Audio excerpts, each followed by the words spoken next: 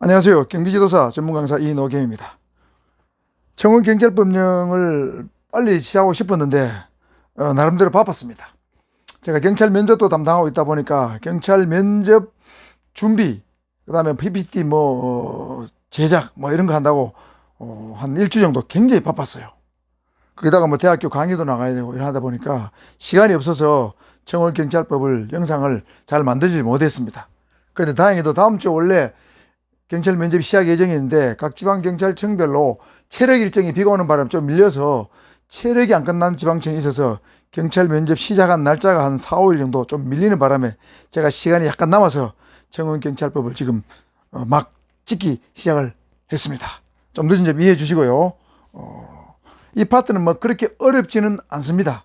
뒷부분은 좀 복잡하지만 경비업법보다는 쉽기 때문에 아마 여러분이 공부하기 훨씬 수월하라고 일단 예상이 됩니다. 한번 살펴보겠습니다.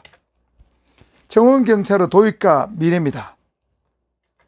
청원경찰은 어떻게 도입되는가? 도입 배경입니다. 우리나라에 청원경찰이 왜 생겼느냐? 그 도입 과정 배경이죠. 여러분 알다시피 1960년대에는 우리 박정희 전 대통령이 경제개발 5개년 계획을 시행을 하면서 의도적으로 대규모 산업시설을 전국에 만들었습니다. 예를 들면 산업시설 공장을 굉장히 많이 만들었는데 지금의 울산이나 포항, 구미 같은 것이 박정희 전 대통령에서 만들어진 대규모 산업단지가 밀집한 도시라고 보면 되겠습니다. 그렇게 산업시설을 많이 만들어놨는데 아시는지 몰라도 아마 젊은 친구들은 모를 수 있습니다. 저처럼 나이가 한 50대, 60대 되신 분들은 압니다. 60년대에 굉장히 대규모 간첩단들이 북한에서 파견된 간첩단들이 많이 들어와서 산업시설 파괴도 하고 굉장히 위협이 많았습니다. 68년도에 여러분 김신조 일당이 청와대를 기습하기 위해서 난파된 적이 있었고, 그 다음에 울진 삼척지구에 어떤 간첩이 또 들어오기도 했고, 그때 여러분 알다시피 이승복이라는 사람이 나는 공산당이 싫어해서 그 말을 하면서 대검에, 북한 간첩이 대검에 의해서 무참히 살해된 사건도 있었죠. 그게 대부분 60년대 사건들입니다. 그래서 많은 무장 간첩이 침투해 있었는데 불구하고 그 당시에 우리 경찰력은 형편없었어요. 국민 소득이 낮으니까. 그래서 국가 중에서 경비를 담당할 인력이 없었기 때문에 그 인력 부족을 보완하기 위해서 박정희 대통령이 관해낸 것이 바로 청왕경찰 제도다. 경찰력 부족을 메꾸기 위해서 만들어진 제도다 하는 걸 알아두시고요. 그 다음에 이 청원경찰이라는 어떤 용어가 또 독특하지 않습니까? 자, 이 제도 유래를 살펴보면 일제시대에 전쟁준비련 산업시설 경비 문제가 심각한 문제였는데, 그런 문제를 해결하기 위해서 경비는 기업이 부담하고 경찰력을 상주 파견하는 일본의 청원순사 제도가 있었는데, 그런 청원순사 제도에서 이 청원경찰이 유래했다고 이해하시면 되겠습니다. 청원순사 제도 이거 알아두시고요. 그 다음에 앞으로 청원경찰 제도는 어떻게 될 것인가, 없어질 것인가, 더욱더 발전해 나갈 것인가, 이걸 살펴봐야 되는데, 일단은 청원경찰 제도는 전 세계에서 유일한 제도입니다. 대한민국에 하나밖에 없는 제도다 알아두시고요. 그 다음에 2001년도에 경비업법이 개정되면서 특수경비원 제도가 들어왔습니다. 들어오면서 사실은 특수경비원이 들어오니까 청원경찰하고 하는 일이 비슷해요. 그래서 점차 감소 추세였는데, 현 정부 들어서, 즉 문재인 정부에서 공공부문 비정규직 제로화 정책을 시행하면서 일부 특수경비원이 청원경찰로 전부 전환되고 있습니다. 그래서 다시 청원경찰이 늘어나는 추세입니다. 현재 우리 청원경찰법에 이런 내용이 안 나오고 있지만은 제가 볼 때는 증가하고 있는 추세로 봐야 됩니다. 그 예로 정부 청사나 부산항 등에서는 특수경비원들이 전부 청원경찰로 대체되고 있습니다.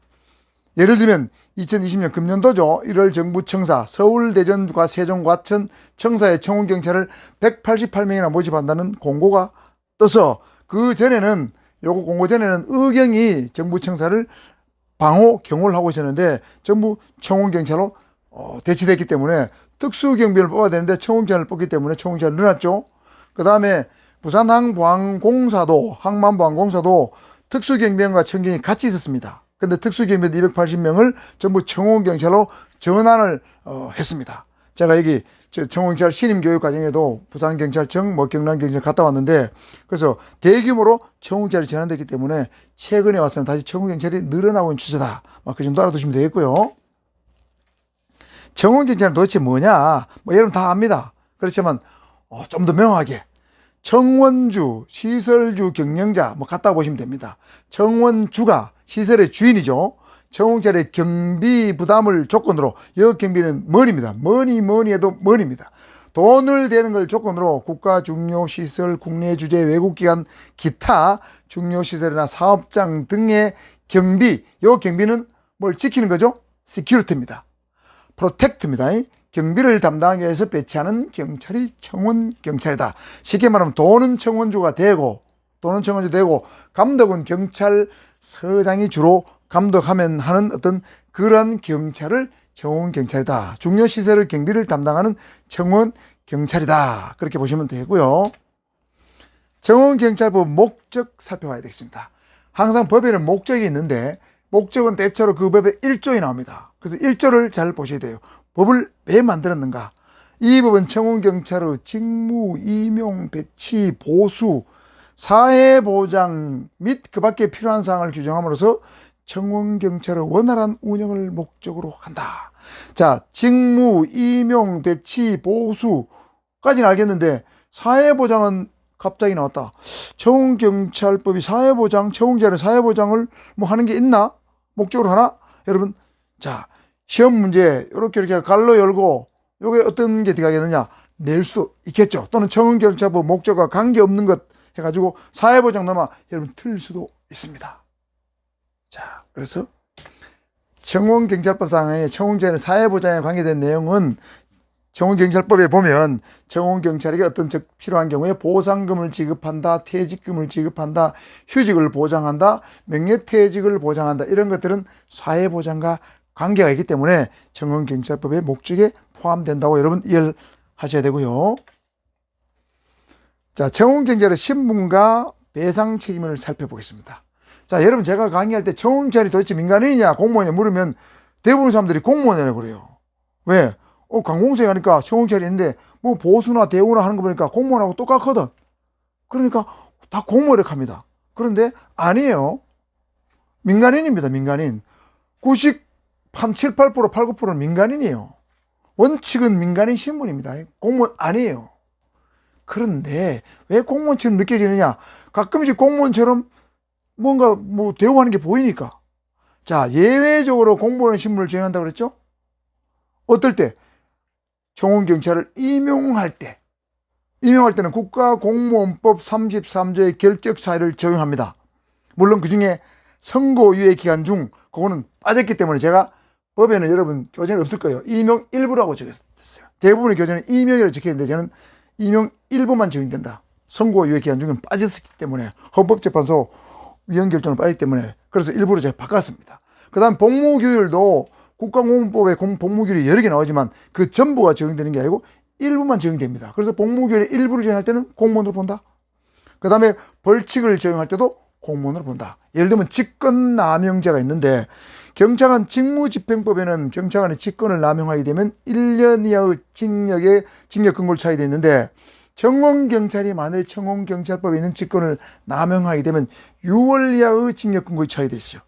자, 그러니까 직권남용죄라고 하는 것은 공무원에게만 인정되는데 청원경찰은 민간인인데도 불구하고 직권남용죄를 적어놨다는 자체는 청원경찰을 그때만 공무원으로 본다는 뜻이 되겠습니다. 자, 원칙 민간인, 예외 공무원입니다. 그 다음에 불법행위에 대한 배상 책임은 10조 2에 나옵니다. 청정법. 자, 원칙적으로 불법행위라는 것은 청원경찰의 고의가시로 인해 가지고 제3자 또는 고객에게 어떤 손해를 발생시켰을 때 그 배상을 책임을 누가 질 것인가, 어떤 법에 근거해서 질 것인가, 이 문제입니다. 자, 불법행위에 대한 배상 책임은 원칙적으로 민법이 적용됩니다. 왜? 민간인이기 때문에 민법이 적용돼요. 제가 여러분 누구한테 길 가다가 말이죠 부딪혀가지고 제가 누구 발을 밟아가 다치겠다. 그럼 제가 물어야 되는 거예요. 그건 민법입니다. 민법이 적용돼요. 자, 민법이 적용되는데 예외적으로는 국가배상법이 적용되는 경우가 있습니다. 매우 드문 경우예요. 어떤 경우냐? 청원경찰 이분들이 어디에 근무할 때 국가기관이나 자치단체에 근무하는 청경이 어떤 불법행위를 인해 가지고 고객에게 제3자에게 손해를 끼쳤을 때는 그때만 국가배상법이 적용돼요. 국가배상법은 원래 국가나 국가 공무원 또는 지방자치단체 공무원이 불법 행위를 했을 때 국가배상법을 적용하는데, 이 청운경찰은 민간인데 불구하고 국가기관의 자치단체에 근무할 때는 마치 공무원처럼 봐서 국가배상법을 적용해서 손해를 배상해야 된다, 이런 뜻입니다. 이해하시겠죠? 자, 그래서 여기까지 여러분 명확하게 이해했을 것으로 생각이 됩니다. 자, 여러분 오늘 공부 쓴소리가 아니고 오늘은 단소리입니다. 왜? 너무 쉬워서 할만하잖아요. 청경법 쉽죠? 제 영상 들으니까 쉽잖아요. 청경법 비교적 쉽습니다. 쉬우니까 여러분 힘내가지고 열심히 화이팅 합시다. 자, 뭐 유익했다면 구독과 좋아요도 한번 눌러주시면 더욱더 고맙겠고요. 수고했습니다.